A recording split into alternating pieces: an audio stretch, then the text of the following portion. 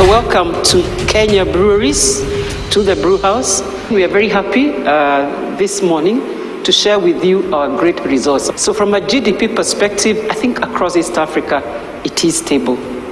I know some of you have questions, is that trickling down? But that's not for me to answer. For me to say from the statistics we are seeing, GDP growth is stable across East Africa, notwithstanding that we are all in an electioneering period. Inflation has been stable. We are only worried about food inflation in Kenya, which is starting to show. I think last month it was something like 8%. So that's a worry and something to watch out for as we move forward. Currency, we know, currencies are stable. Even where we had the blip in Tanzania, we know right now it is appreciating, and that's always good for us. But that's the USD. So there are bits and pockets of the euro behaving differently, but in general, the USD is stable. Interest rates, we know they are going down. Are they where we'd love them to be? Not yet. But directionally, I think there's a good story there. So again, the further states understand this better than me. We know there's some improvements within the fiscal space, particularly in Kenya. Debt levels are going down, but we know there's still a lot of work that needs to be done. And also, contrary to that, a lot of increasing of domestic sort of borrowing within government. But there's something happening around the ecosystem, particularly in Kenya. There's some positivity, and even Uganda, and I guess you see that from our results. Illicit alcohol remains a big problem across the patch. Whether it's Tanzania, Uganda, or Kenya, we are seeing the proportion of formal to informal growing. And that's bad news, because what that means is that there's only a small segment, right now on average 40%, where we can do business or where government can make revenues. So I think that's something to watch, and I wish that governments across East Africa really drive this hard, because I think they'll get money for themselves, and also our consumers will consume safe products. This year, one of the things we are really proud of is that our growth is very much volume driven. So we've registered an 8% growth in volume, which has turned into an 11% top line.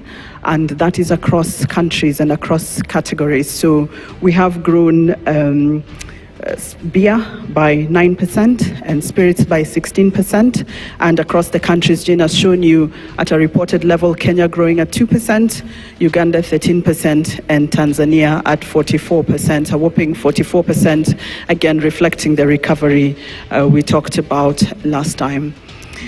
With that, it's also important to note that we have had some favorable excise movements. In Uganda, we had a reversal of the increase in spirits excise, which had gone up to 80% from 60% in the last year, and went back down to 60%. So that helps us to drive volumes. And similarly, in Kenya, we did see the shifts in excise in beer and the converse in spirits, but that has also helped us to drive volumes. And again, we are consistent in saying that when the taxes are consistent, when they are favorable to business, then we're able to do good business. And I think our results today reflect that. From a cost of sales perspective, we grew 8%. Please stay with me on the P&L. Yeah, we grew 8%, just again reflecting the growth in volumes. And again, if we look at it year on year, we've been able to hold that cost constant at a unit level, which means our gross profit has grown 15% and we've expanded margins. So again, a really good story of how, where we have inflation, we've had some inflation on neutral spirits, up about 59%, but we've been able to do quite a lot of work through the supply teams in ensuring that we bring down the overall cost of doing business and sustain and grow our gross profit by 15% to 32.3 billion shillings. Expenses, again, another good story, flat year on year. Very judicious in our spending. Where we must spend, we're spending, and where we don't need to spend, we are not spending. And I think that has brought us a very consistent performance in holding expenses constant against an inflationary growth of about 5%, which is where you'd expect that growth to be. So again, very judicious around our spending, which has brought our operating profit to 18.5 billion, 29% growth on last year. From a forex perspective, last year we got a really big upside of 1.2 billion from the strengthening of the Kenya shilling. We had the prior year seen the depreciation of the shilling to about 160, and for it to come down to about 129, 130 gave us a 1.2 billion gain. In the last year, we've seen stability in Kenya shilling, some gains for Uganda, TZ, but generally some stability on Kenya shilling with only a little bit of a loss on the pound to euro to the shilling, but net coming to 0.1 billion gain on the FX line. Despite that, our earnings before interest and tax at 18.6 billion are still 20% above last year. So again, really very strong. Another line we're extremely proud of is the work we've done on our finance costs. This has been a pain point for a few years, given the level of debt coming out of COVID, as well as the rising interest rate regime. So very proud to have reduced that by 37% to 2.2 billion, with rates coming down and continued paying down debt. That has helped to strengthen our performance this half. And that has given us a profit before tax of 16.5 billion, 36% up on last year. From a tax perspective, again, really consistent in paying our taxes. You saw Andrew being awarded for that. So again, we do our part in building the nation. And so 5.3 in corporate tax line, 31% reflecting the improvement in profit, and landing our profit after tax at 11.2 billion, 38% above last year.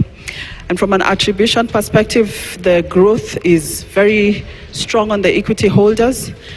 Because we've seen a strong recovery on Tanzania, Kenya beer exceptionally strong, and that is what has seen equity holders get a 53% uplift, which translates to the earnings per share coming up by 53%.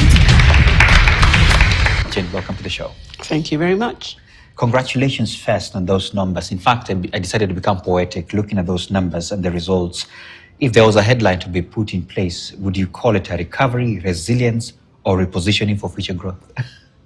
Wow, do I have to answer any of those? No. You can choose your own one. Okay. And by the way, welcome to the Tusker Brew House. I hope you like it. It looks quite nice. It looks perfectly well. Yeah. So I think it's a combination of everything. I don't think I would use your words to describe. I think what I would say is it's just that it's a business that has been on a successful journey. Yeah. And that momentum is continuing. Mm-hmm. So I would say is a sustained momentum. Yeah. Space. Okay. Yeah. I love that. Very much sustained. Fair enough on that, but maybe you could just shed some light a little bit more, because I heard you speak from your volumes going up by 8%, net sales as well, grew as well. Very good numbers there. What would you credit to generally this growth before we get a few of the specifics? Yeah. So I think it's our P&L this half would be what any business leader would like to see in their business, where you have great gearing from a volume growth. Yeah. And for us, it means liquid to lips. Mm-hmm. And then it translates to great NSV, which means your pricing decision, your consumer segmentation is working well. Yeah. And to profit even growing even faster than the NSV line, which means that you're in between. You're taking care of your costs, you're being cost efficient, and you're making the right calls from an investment perspective, especially for the brands. Okay. And I think what then has helped us, I think, and I said earlier, is I think our portfolio is working in accessing the new consumer opportunities that we are seeing. And I talked about, if you look at our portfolio, beer grew, spirits grew. And our innovations did very, very well, which means we are understanding the consumer a lot more. Okay. And if you remember, I said from our priorities as a business, being consumer-centric is the number one. Yeah. Because only then, if we understand our consumer, what they're consuming, where they're consuming, and how they'd love to do it, then we are able to access those consumer opportunities. So I think that's number one, a great portfolio of brands. Yeah. And I think the next one would be our competitive edge in terms of route to market. Yeah. So do the consumers find us when they need to? And I think they do. Yeah. We are very strong. We have a very strong route to market. Okay. And then the last one would be, we have a great set of people. We have a great talent pool within the business that are energetic and passionate about what they do. And therefore they're able to deliver against all these financial, brand, and route to market objectives. Yeah. Just comparing last year's and this year's and what you have done, I feel like you sit at a very good vantage point to tell a lot about consumer behavior, because probably your products can easily tell when they are taking much and when they are restraining themselves. What have you checked out when you look at consumer behavior and demand across the key markets? What have you observed? So one of the biggest consumer drivers within the country is, we call it connect, or motivations. So our consumers like to go somewhere and connect with each other. So then when we think about our brands and where we need to be, we look at what are those connect moments and those connect occasions. And then we superlay that with the right brand, with the right occasion, and with the right razzmatazz in terms of are we giving your brands with bells and whistles. I think the other one would be, we are seeing a lot of exploration, which means consumers want to explore different things.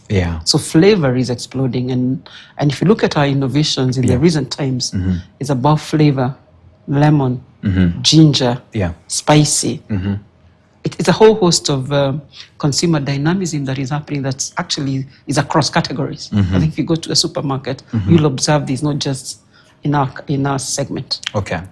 Still on the same breadth of consumer behavior, I wanted to understand how you're balancing affordability vis-a-vis the fact that we can also see that there is a lot of premium categories that are also coming up and the likes.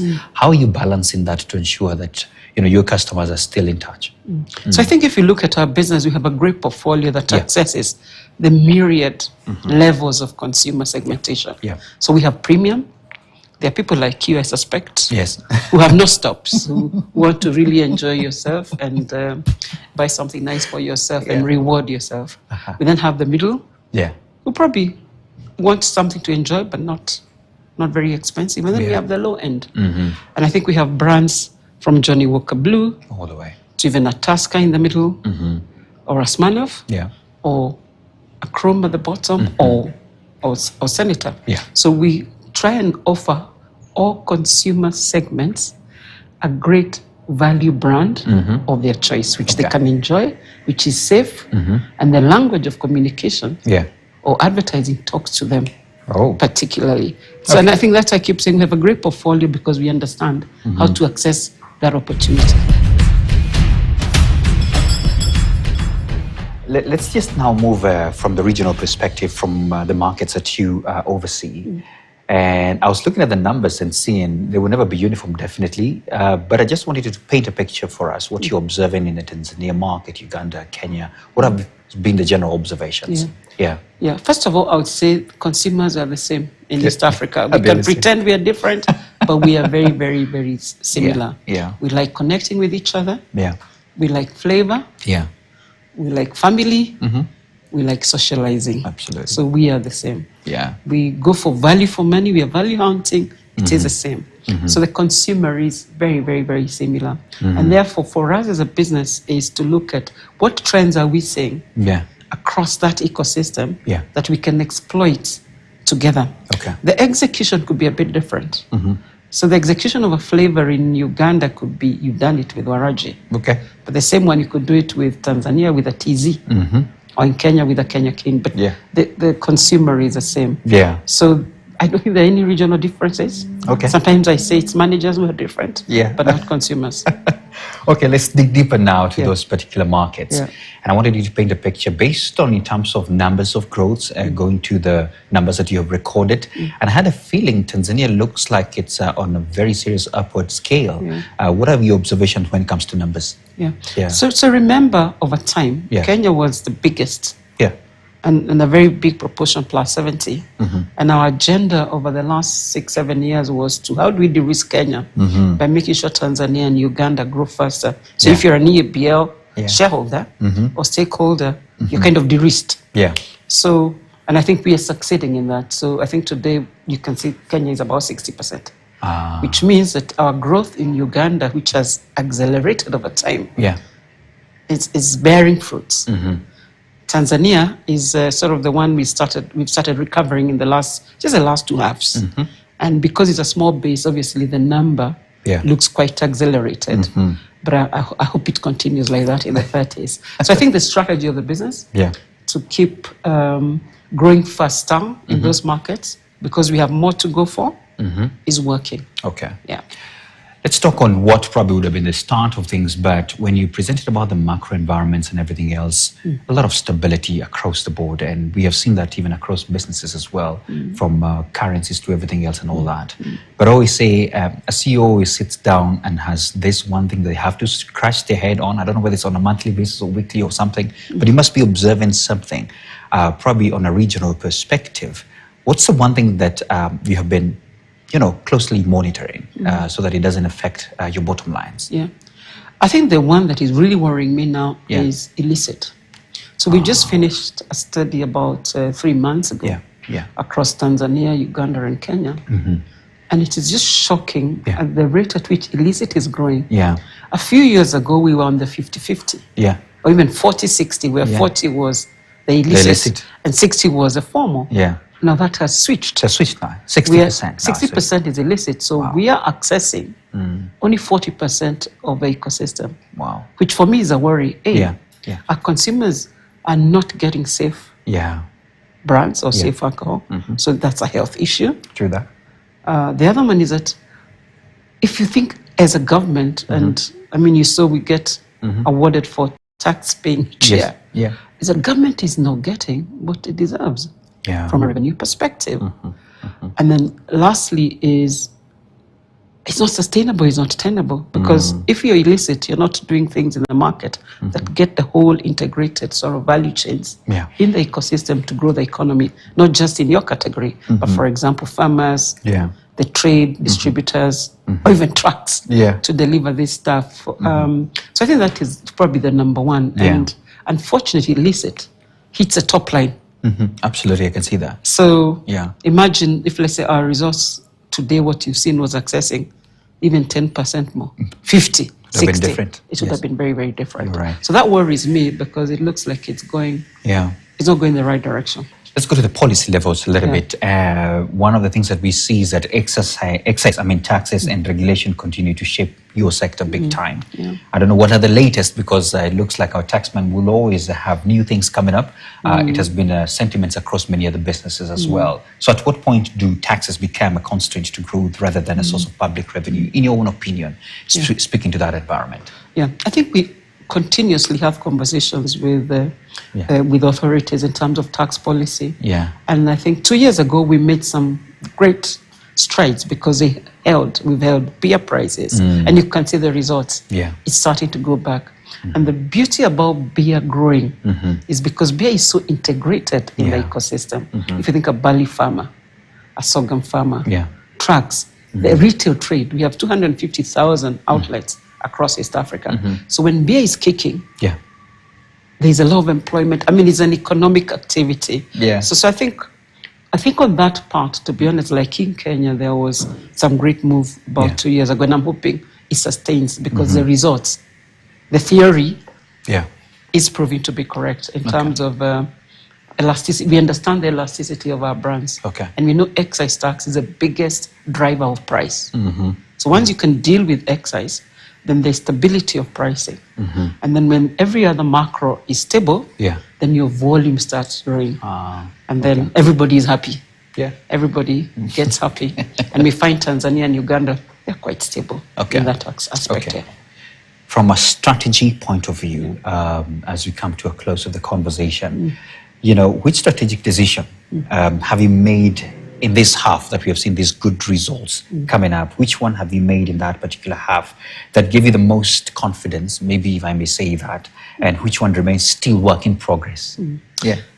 I think I would say the biggest strategic decision is to stay on strategy. I like because that. You go up and down. But the biggest strategic decision is stay on strategy and execute it. There is no other magic about it. Because if you don't flip-flop, if you're on strategy, it may not deliver day one, but eventually it will. And even when you get shocks, and you have your right on strategy, it becomes your true north. You have a better chance of survival. So I think it would be those two. So strategy is good. Execution can be a bit dynamic. So you have to be agile as you execute on the strategy to keep moving. And I guess that's what I would say. There's some bits I'd like us to execute better as we go on, but that's life. This conversation can never end, and definitely, and I mentioned it when you were having a conversation with the entire team there. You have been on the news, and we have seen this up, but shareholders definitely crucify me if I don't ask you the question: is there any reason to worry? Is this just normal transaction? Is it affecting any of your operations? Are we still stable? No, I knew you would ask that. Yeah. So I think, December 17th, we saw the announcement that Asahi and Diageo had come to a deal to buy the business of the 65% which Diageo held. And I think what I want to say upfront, Diageo is a great company, Asahi is a great company. Definitely. So we are lucky. What I'd call our grandfathers are both very credible global organizations. Yeah. From a consumer perspective or a customer perspective, nothing changes with this deal. Okay. Because we'll continue distributing. We have licenses to continue operating with Diageo business, Diageo brands. So if you used to enjoy a Johnny Walker or a Guinness, that will continue. The same way you continue enjoying a Serengeti, a Bell, or a Tusker. Okay. That does not change. Yeah. The entity is EABO. So even if you had a contract, it was with EABO, that doesn't change. Yeah. If you owned a share, it's an EABO share. So that does not change. Yeah. We are going through the transition, but the biggest, work stream is on regulatory. Okay. And once that regulatory approvals are done, we'll come back to the market to tell them what it means. But from where we stand, nothing will change. The name remains. Asahi is a great partner, and EABO will remain for the next 100 years. All right. Yeah.